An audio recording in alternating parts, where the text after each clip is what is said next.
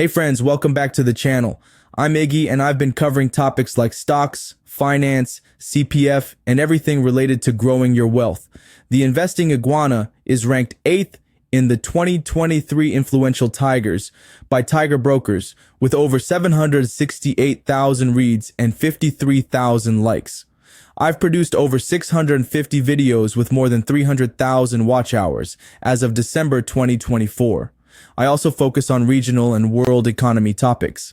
Today, we're diving into something that affects every investor in Singapore, the upcoming S-REITs financial results. And trust me, the timing couldn't be more interesting. You know how sometimes everything happens at once? Well, that's exactly what we're seeing in the financial world right now. Let me paint you a picture. Imagine you're planning a big family gathering, and suddenly you find out there's a major announcement at work and a huge sale at your favorite store, all on the same day. That's kind of what's happening with our S-REITs right now. We've got Trump's inauguration coming up on January 20th, and then just a week later, the Fed's making their big interest rate announcement. But why should you care about these events? Well, if you've got money in REITs, or you're thinking about investing in them, these events could affect your returns. Think of it like how the weather affects your electricity bill. When it's super hot, your aircon runs more, and your bill goes up. Similarly, when interest rates change, it affects how much REITs have to pay for their loans. Remember when you could get a home loan for around 1.5% back in 2021? Those days feel like ancient history now, don't they? For the past 2 years, higher interest rates have been like a constant drizzle on our REIT parade. When REITs have to pay more for their loans, they have less money to give us as distributions. But here's where it gets interesting and potentially good for us investors.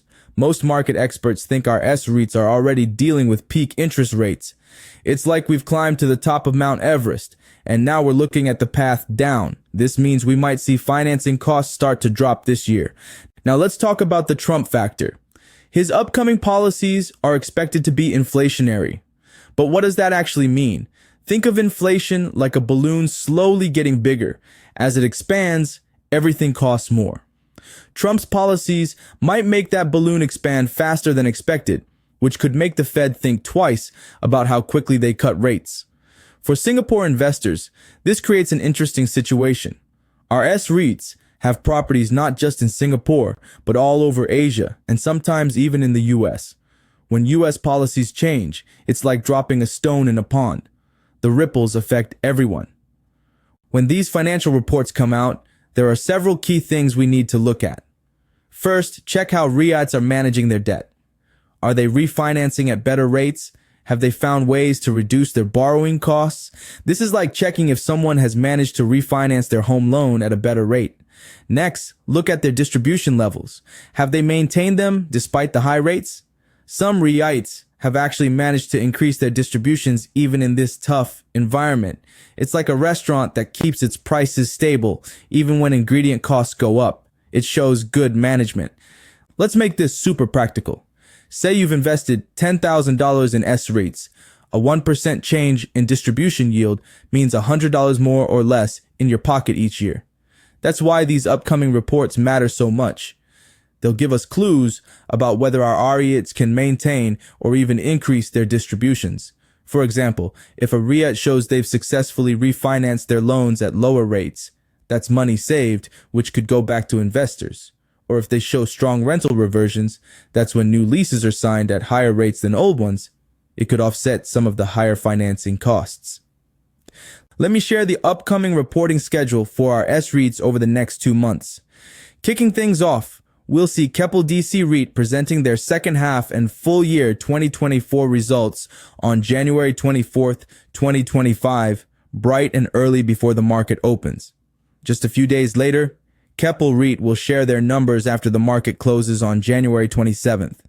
Moving into February, CapitaLand Integrated Commercial Trust, CICT, will hold their full year results briefing on February 5th, and they're planning a live webcast for anyone who wants to tune in. The next day, February 6th, CapitaLand Ascendas REIT will release their FY 2024 earnings. Digital Core REIT has picked February 12th for their announcement, scheduling it for 6 p.m. Singapore time. Rounding out the major announcements, Sasur REIT will present their FY 2024 results on February 20th.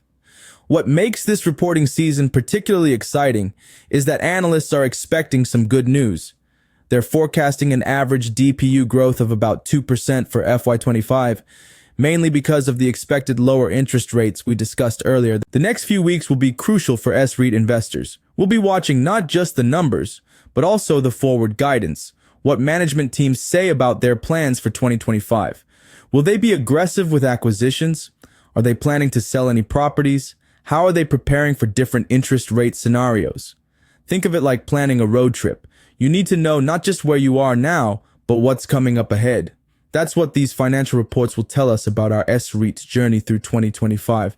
Before we wrap up, I want you to think about your own investment strategy. How are you positioning your portfolio for these changes? Are you ready to take advantage of any opportunities that might come up? Drop your thoughts in the comments below. I'd love to hear your perspective on this. And hey, if you found this analysis helpful, make sure to check out my next video where I'll be breaking down the actual results of these REIT reports and what they mean for your investment strategy.